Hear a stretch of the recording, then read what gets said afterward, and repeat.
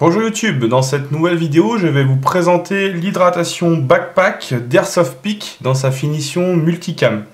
Donc c'est un sac à dos qui m'a été envoyé généreusement par notre partenaire Airsoft Peak et je leur remercie. Donc ce sac à dos se compose de deux parties, donc une petite poche en partie basse et la partie principale du sac. Donc cette poche est détachable, elle est fixée au moyen de deux sangles ici.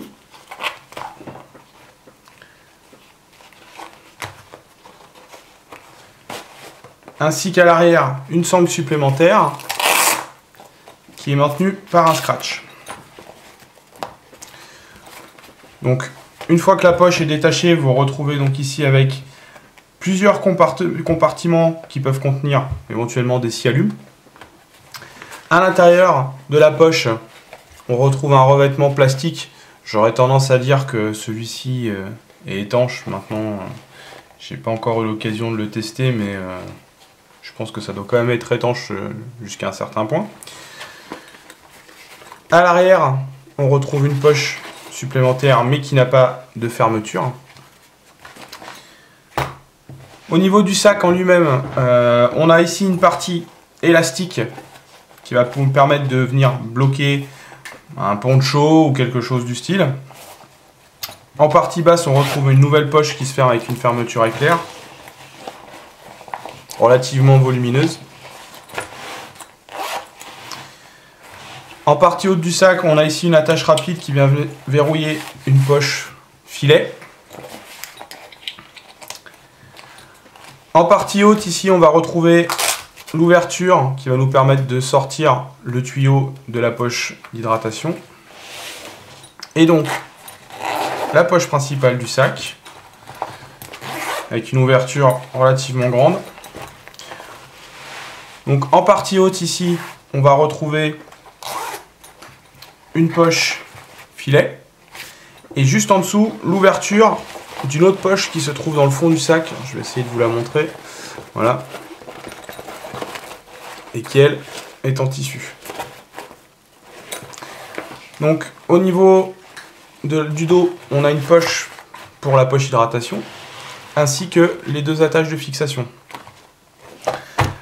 Ce sac m'a été fourni donc avec une poche hydratation de environ 2 litres. Elle est graduée jusqu'à 2 litres, mais je pense qu'on peut facilement mettre 1,5 litre et pas plus. Ici, vous avez donc le bouchon de remplissage relativement classique avec son joint d'étanchéité. Les deux trous pour les fixations à l'intérieur du sac. En partie basse, on a donc la sortie pour le tuyau, donc tuyau qui se visse au niveau de la poche. Au niveau de la tétine, on retrouve une tétine relativement classique, puisque ici il suffit de pincer et l'eau sort. On n'a pas de robinet ou autre chose sur cette tétine. Donc le tube vient nu, c'est-à-dire qu'il ne dispose pas de gaine néoprène pour habiller ce tube, mais aussi qui va vous permettre de maintenir l'eau au frais plus longtemps, donc éventuellement prévoir une gaine supplémentaire. Alors petit défaut, en tout cas sur mon exemplaire, le trou ici qui nous sert à faire passer le tuyau de la poche hydratation est trop petit pour que je puisse passer le tuyau. Donc il faudra rectifier cette ouverture. Alors je ne sais pas si c'est un défaut de mon modèle ou si c'est présent sur l'ensemble de cette série. En tout cas voilà, le trou là, trop petit. Donc au niveau du dos du sac, on retrouve donc les classiques bretelles, avec ici des attaches scratch qui vont nous permettre de venir fixer le tube de notre poche hydratation. De chaque côté, deux attaches qui vont nous permettre de venir accrocher un mousqueton. Et sur les passants, ici, des attaches qui vont nous permettre éventuellement de venir fixer autre chose. Alors, il faut voir qu'elles sont relativement fines, elles ne sont pas très larges, et elles ne sont pas très rembourrées non plus. Après, vous ne mettrez pas 25 kg dans le sac, mais voilà, le rembourrage est un peu léger. On a également une sangle ici, donc pour le ventre, pour pouvoir bien maintenir le sac correctement au niveau du dos. Donc la partie arrière du sac est en mèche aérée pour éviter diminuer la transpiration. Et comme les sangles, très peu rembourrées.